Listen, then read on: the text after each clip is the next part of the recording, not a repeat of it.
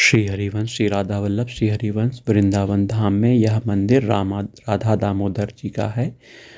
चलिए इस मंदिर की एक परिक्रमा करिए, मानसिक रूप से आप भी इस परिक्रमा में जुड़ जाइए। राधा दामोदर जी के आप देखिए दर्शन कर रहे हैं। राधा दामोदर, दाम मतलब रस्सी, उदर माने पेट। यहीं पर भगवान श्री कृष्ण को ओखल से मैया यशोदा जी ने बांधा था। तो राधा दामोदर मंदिर की एक परिक्रमा में आप ये जो दर्शन देख रहे हैं, जो छोटे छोटे मंदिर टाइप के बने हुए हैं, ये संत महात्माओं के चरण चिन्ह, उनके विग्रह आपको दर्शन होंगे। यहीं पर बहुत से संत महात्माओं ने भजन किया था, भगवान की आराधना की थी। इस मंदिर में ऐसे आपको छोटे छोटे मंदिर आपको देखने को मिलेंगे। देखिए परिक्रमा मार्ग में जो परिक्रमा पथ है उसमें आपको ये देखने को प्राप्त हो रहे हैं। वहीं देखिए यहाँ पे कुआं है और वहीं कुएं के बगल में भगवान शिव का शिवलिंग भी आपको दर्शन करने को प्राप्त होगा। ये देखिए कुएं में हम आ गए हैं। ये देखिए कुएं के दर्शन आपने किए। प्राचीन कुआं है, यहीं से भगवान की रसोई बनाई जाती थी, भगवान को स्नान करने का जल प्राप्त होता था। यहाँ पहले जल की कोई व्यवस्था नहीं थी। प्राचीन समय में इसी कुएं से जल ले जाया जाता था। और देखिए शिव जी के भी दर्शन हो रहे हैं, शिवलिंग के। आपको राधा दामोदर मंदिर के अंदर का यह चित्र आपको दिख रहा है। वहीं संत महात्माओं के दर्शन होंगे। ये देखिए संत महात्मा कुछ पाठ कर रहे हैं। देखिए बहुत बुजुर्ग संत महात्मा इसी मंदिर में विराजमान है, पाठ कर रहे हैं। वहीं देखिए गौशाला के भी आप दर्शन कर रहे हैं। राधा दामोदर मंदिर में गौ सेवा हेतु ये सज्जन महाशय बैठे हुए हैं। दान आप कर सकते हो, गायों की सेवा कर सकते हो। वहीं गौ दर्शन का भी आप फल प्राप्त करिए। मंदिर के अंदर देखिए छोटी छोटी बछड़े गैयाँ यहाँ पे बंधी हुई हैं। अब आइए देखिए गाय के गोबर से देखिए स्वास्थ्य का चिन्ह भी बना हुआ है जो आप देख रहे हैं। अब परिक्रमा मार्ग में आगे बढ़िए। मंदिर की एक परिक्रमा आप कर लीजिए। वैसे 4 परिक्रमा करने पर जो फल प्राप्त होता है वह गोवर्धन पर्वत की एक परिक्रमा के फल के बराबर है। यहाँ पर एक बहुत पुराने समय में संत महात्मा निवास करते थे, जो कि उनका रोज का नियम था कि गोवर्धन की एक परिक्रमा करने का। तो नित्य वो गोवर्धन की परिक्रमा करते थे।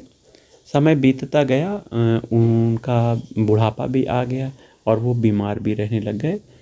बुखार आने के बाद भी वो गोवर्धन की परिक्रमा करते थे क्योंकि उनका नित्य नियम था। यहाँ पर देखिए चैतन्य महाप्रभु जी के आप दर्शन कर रहे हैं। बीच में देखिए गौड़ी संप्रदाय चैतन्य महाप्रभु जी के दर्शन आपने किए। वहीं वो संत महात्मा का नियम था। एक दिन भगवान ने प्रकट होकर कहा कि आप बुजुर्ग हो गए और बीमार भी रहते हो, आप गोवर्धन की परिक्रमा मत किया करो। तो उन्होंने कहा कि मैं नहीं करूँगा। अगले दिन उन्होंने फिर प्रार्थना परिक्रमा की। देखिए शील प्रभुपाद जी की भजन कुटीर के दर्शन कर रहे हैं आप। देखिए यहीं पे शील प्रभुपाद जी इस्कॉन के संस्थापक भजन किया करते थे। तो संत महात्मा जो थे उन्होंने फिर परिक्रमा की। भगवान ने प्रकट होकर एक शिला दी और कहा कि इस शिला के 4 बार परिक्रमा करने से गोवर्धन परिक्रमा का फल प्राप्त होगा। गोवर्धन पर्वत शिला के आप दर्शन करिए। ये देखिए शिला मंदिर में, राधा दामोदर मंदिर में सामने विराजमान है। भगवान श्री कृष्ण के चरण चिन्ह के आप दर्शन कर रहे हैं। इस शिला को संत महात्मा को प्रदान किया था। भगवान श्री कृष्ण ने कहा था कि अब आप परिक्रमा मत करिए। इस गोवर्धन शिला के 4 बार परिक्रमा करने से आपको गोवर्धन परिक्रमा का फल प्राप्त होगा। आप बुजुर्ग हो गए हो तो संत महात्मा ने यह शिला प्राप्त कर ली और यह मंदिर में आज देखिए आपको दर्शन को भी प्राप्त हो रहा है। ऐसे संत महात्माओं की अहेतुक कृपा से भगवान श्री कृष्ण के चरण चिन्ह के भी हमें दर्शन हो रहे हैं। ये वही शिला है जहाँ पर भगवान खड़े होकर गोवर्धन पर्वत को उठाया था। भगवान के एक पैर के चिन्ह आपको दिख रहे हैं, गाय के खुर के निशान हैं और डंडे के निशान है और बांसुरी के चिन्ह के निशान है इस शिला में देखिए। और सामने राधा दामोदर जी के भी आप दर्शन कर रहे हो। राधा दामोदर 4 विग्रह हैं इस मंदिर में। विशेष राधा दामोदर जी का विग्रह आपको दिख रहा है। वहीं सभी विशेष हैं और के नाम आप मंदिर में जाकर पता करिए। मंदिर के ऊपर स्क्रीन में भी चारों युगल सरकार के नाम आपको दिखाई देगा। वास्तव में मुख्य नाम राधा दामोदर मंदिर में राधा दामोदर जी का सामने आपको विग्रह दिख रहा है। चरणशिला के दर्शन हो रहे हैं। देखिए चारों नाम आप पढ़ लीजिए, ठीक है। तो वृंदावन धाम में राधा दामोदर मंदिर में 4 परिक्रमा कर लीजिएगा और आपने एक परिक्रमा की है। मनुष्य जीवन का उद्देश्य भगवत प्राप्ति है। यदि भगवत प्राप्ति नहीं कर पाया तो यह जीवन व्यर्थ हो जाएगा। पता नहीं फिर उसे कब ऐसा मनुष्य जीवन उसे प्राप्त हो। तो अपने जीवन की सार्थकता को समझिए। सार्थकता तभी है जब भगवत प्राप्ति का मार्ग आपका हो।